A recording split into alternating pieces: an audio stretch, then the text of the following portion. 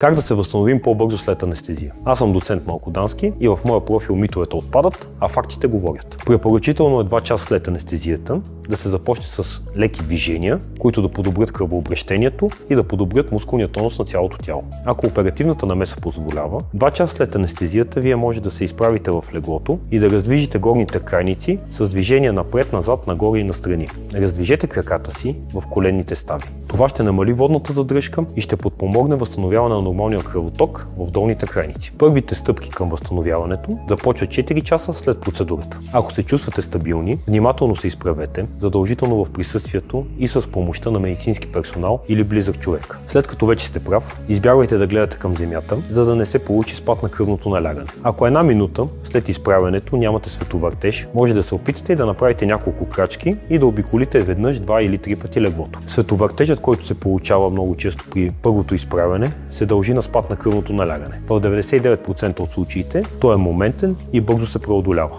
Ако не чувствате замаяност или мускулна слабост, вие може да увеличавате времето, в което сте изправен и в което се движите с 1 минута на всеки час. Продължавайте да поддържате своята физическа активност до вечерта. Деня след операцията се постарайте да ходите по 5 минути на всеки час. Това ще намали риска от образуването на тромби и ще подпомогне нормалното функциониране на нервната и кръвоносни системи. За още полезни съвети в сферата на медицината и здравето, последвайте моя канал.